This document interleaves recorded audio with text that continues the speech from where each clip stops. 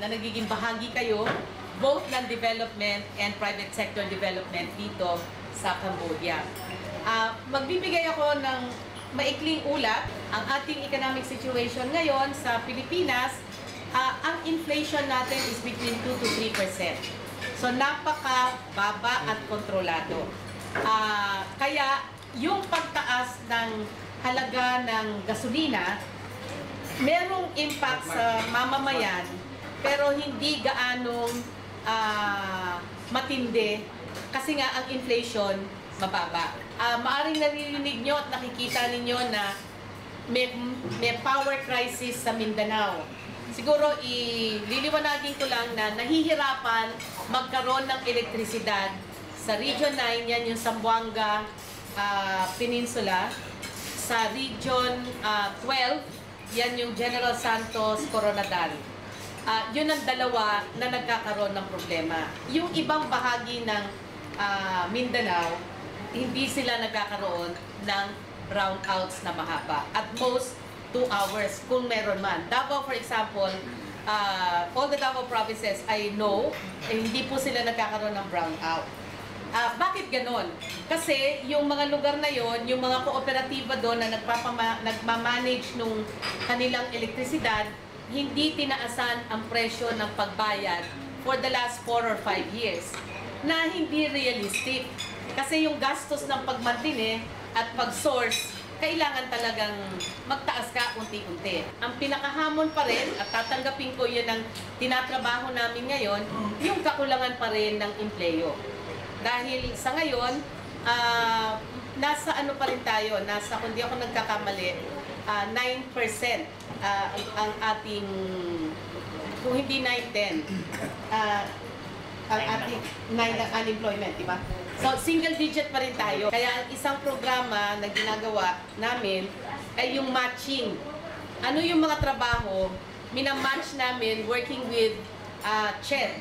Yan yung nagre-regulate ng ating mga universities and TESDA para imbis na kadami-daming nurses ang natitrain, mapupunta doon sa mga larangan na kailangan ng ating mga industriya. Basically, ano yung economic drivers na binibigyan utok sa ngayon? Still, BPO. Ang pangalawang driver is ecotourism. It's more fun in the Philippines. So, ang ginagawa ay ecotourism community-based. So, malaking boost sa Palawan dahil part na tayo ng 7 Wonders of the World. So, for every tourist, may 2.5 jobs na nakikreate. We're working together with the local government of Ifugao to revive and restore the Banawe terraces. The third driver is agriculture. Overall, pwede nating sabihin sa ekonomiya, hindi pa tayo sabihin sumipa na at gumanda. Unti-unting gumaganda. Just on the stock market and on the ratings, we had high ratings 3 times last year. Standard & Poor's, Moody's, and yung isa pa, Fitch. Lahat sila binigyan tayo ng pataas. Nasa B+ na yata tayo at least in Standard & Poor's and in Moody's, I think. Ibig sabihin, investment climate is good for us. Makikita natin na ang ginagawa, sinusubukan na talagang anyayahan ang mamamayan maging bahagi sa pamamahala para maging transparent and accountable din ang pamahalaan. Tatanong ko lang po kay Secretary, kung yung mga street living families po, nag-improve na ba yung situation? And whether there is a similar program for them na similar to cash transfers. Kasi since they're itinerant, they move from urban cities to another. Mukhang yung tanong ko po kung saklaw po ba sila ng cash transfer po? Nung pumasok kami, permanenteng tinitirhan para may permanenteng eskwelahan na pinupuntahan. Pero ngayong taon, inilunsad na, actually last quarter, meron kaming comprehensive program for street children and street families. So meron kami tinatawag na modified conditional cash transfer. Kasama si Brother Armin ng DepEd at kasama, kung natatandaan nyo, si Efren Penapurida, yung CNN Hero, yung Kariton Classroom. So meron tayong Kariton Klinika Kantina. Yung mga nasa kasi dalawa yung categories ng street children. Children in the streets and children off the streets. Yung children in the streets, nasa ano lang sila, nasa kalsada para maglaro, pero may bahay silang inuuwian. At meron tayong mga children of the streets, yung mga stowaways, na nakatira talaga sa daan. So, dun sa children in the streets, kaugnay namin ang mga barangay councils at lokal na pamahalaan at ang DepEd at ang aming ginagawa, kinukuha sila at nagbibigay ng alternative learning system sa isang barangay hall or multipurpose, eventually para ma-absorb sila sa school. Kasi usually, ayaw na nilang pumasok kasi wala silang pantustos noon or matanda na sila para dun sa ka-grade nila. So, ang ginagawa, alternative learning system para tumapat sila sa edad nila. And modified conditional cash transfer, bibigyan sila ng 300 pesos para tuloy-tuloy ang pagpasok. Yung off the street, aming dinadala sa mga facilities, institutions na aalagaan sila at may pag-aaral din silang ginagawa. May pangatlong street family group na very visible sa NCR, yung mga Sama Badyaws. Iba sila, yun yung mga indigenous people na mga galing sa Tawi-Tawi, Sulu, na marginalized na kasi mga maraming pirata, magulo. Sila yung nakikita ninyo kung umuwi kayo na may konting belo, may itim, mga bata kasama na mamalimos. So, nagkaroon na kami ng national conference, kasama sila, at identified namin 175 families sa NCR. Sa ngayon, 80 of them ay may cash for work kami, park attendance na sila ng Luneta. And dinidiscuss namin kung sino sa kanila ang gustong bumalik sa Zamboanga at sa Basilan at sa Tawi-Tawi. At doon naman, meron kaming dinidevelop na mga Badyaw villages. Magtatayo ng mga bahay para sa kanila at livelihood. So, merong ganong effort. Hopefully, hindi na tayo magkakaroon ng maraming bata sa kalsada by the end of this year. So, yun ang target. Maraming salamat po, Secretary Dinky at saka ASEC Dante sa magandang balita na ibinahagi nyo sa amin ngayong hapon. Siguro po, on behalf of the Filipino community sa Cambodia, gusto namin ipaalam sa inyo na patuloy namin sinusubaybayan kung ano ang nangyayari sa ating bayan at sinisikap din namin makatulong kahit malayo kami. Ang tanong ko po, meron po bang specific na programa ang gobyerno natin para yung mga resources na ipinapadala ng mga overseas Filipino workers ay magamit upang makatulong sa pag-unlad na yan sa maayos na paraan upang mas nakararami yung makinabang bukod sa aming mga pamilya. Halimbawa po yung mga investment hindi lamang sa larangan ng agrikultura, kundi sa pagninegosyo o sa industriya. Meron kaming alam na dalawang effort, no?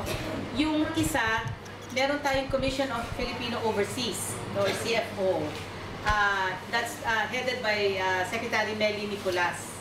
At sila yung siya yung group organisasyon na nagsusubok gumawa ng mga packages para sa investments na ang mangyayari, yung mga overseas can do two kinds of investments. Yung isang investment, ano yung negosyong pwedeng pasukan, at yung pangalawang investment, ano yung development investment. Meron pa rin hanggang ngayon iniisip, pagamat very, very germinal, mag-float ng bond para sa mga Filipino Ang tawag nila doon, diaspora ban. Pero very, very, very, very germinal at wala pa talagang pinag-uusapan. I'm Gerlinda. I'm a doctor. Pero ang salamat po ng marami sa pagbibigay nyo ng oras para sa amin para malaman namin kung anong nangyayari sa Pilipinas. I think you make actually the Filipinos in Cambodia feel special for just dedicating your time for us. My question is about the tourism kasi it seems like that's one of the effort that the government is doing right now na improve the Seven Wonders and everything. However, we all know na one of the issues that tourists are having is the safety. And I would like to ask kung ano yung intervention and plans that you're doing to really cover that issue. And another thing is, I think with the we are bird flu free and foot and mouth.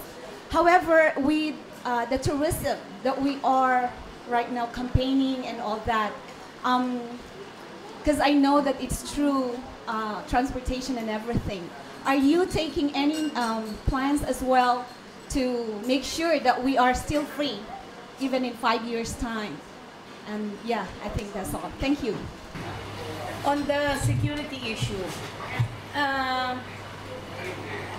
will approach it in two ways. No? It is true, may mga challenges pa rin, lalong-lalo na sa ilang bahagi ng Mindanao. So not all, particularly, unfortunately, sa Autonomous Region of Muslim Mindanao. So ang effort doon is to really do two things.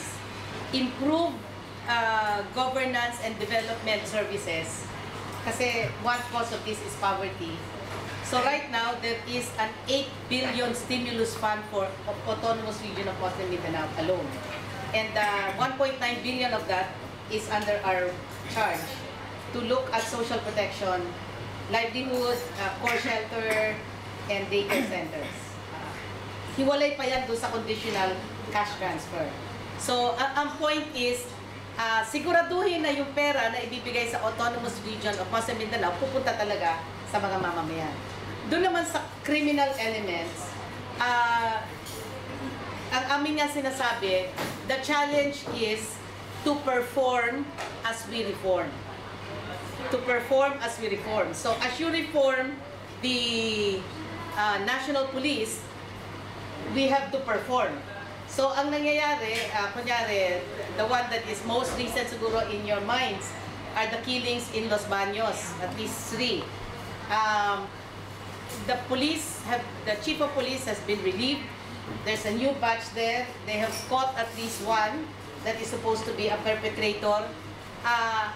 So ang point ko, sinusubukan nila Secretary Jessie Robredo na palitan at bilisan ang resolusyon ng mga kaso. Hapon po, Secretary Dinky at saka ASEC Dante. Ako po ay si Rumir, taga Tubong Mindanao, taga Iligan City. So siguro alam niyo kung ano yung tanong ko. December last year, nasa lanta po yung Northern Mindanao, Cagayan de Oro at saka Iligan City, taga Iligan po ako, ng bagyong Sendong. At saka sa tulong din ng ibang mga Pilipino dito, meron kaming small fundraising. Naka-raise kami ng almost $1,000 na ipadala namin sa mga pamilya at saka kaibigan namin na nasa Northern Mindanao. Ang tanong ko po, ano po ngayon yung sitwasyon na ginagawa ng gobyerno para dun sa mga affected families? For one po, sa Iligan, alam ko na may mga centers pa na nandun pa rin sa evacuation center yung mga pamilya. At saka po kasi, naririnig ko at saka nababasa ko din ang daming donasyon na napunta dun sa local government units, dun sa mga mayors. Meron po ba ding ginagawang parang di ba perform at saka reform? Gusto ko rin din pong malaman na accounted ba yun or meron din bang monitoring ang ginagawa ng ating national government para to make sure yung mga tulong na naibigay doon sa mga pamilya or doon sa nasalanta talagang maibalik at saka maitulong sa kanilang pamilya. Yun lang po, maraming salamat. Unang-una, ang ating sitwasyon sa Sendong, maraming salamat sa tulong na ibinigay nyo. For Iligan City in particular, kailangan kaming magtayo ng mahigit kumulang 5,000 bahay. Kasi ang commitment ng gobyerno, lahat ng non-buildable areas, katulad ng Bayuk Island. Kasi yung Bayuk Island, nasa gitna yun ng ilog, tinayuan ng bahay, yun lahat ang nasalanta. So nag-define ang DNR at ang DILG ng tinatawag na non-buildable area, hindi na makatatayo ng mga bahay. At sa ngayon, ang alam ko, nagtatanim sila ng mangrove at nagtatanim sila ng kawayan sa gilid ng mga ilog. Yung mga taong nasa tents pa, yun yung evacuation center, yun yung mga taong lilipat dun sa tinatayo ng mga bahay sa Santa Elena na close to 3,000 houses. Ang partner ni Mayor Lawrence Cruz ay ang Gawad Kalinga. Sila yung nagtatayo doon. Yung accounting ng local government, imo-monitor yan ng DILG at saka ng COA. The rehabilitation will take long. But nakasubaybay kami, and yun nga, I'm happy to report na by April 25, at least the first 500, 300 in Cagayan de Oro and maybe 200 in Iligan, at magkakaroon na ng permanenteng bahay na mas maganda sa bahay nila noon. So, yan ang update sa Sendo.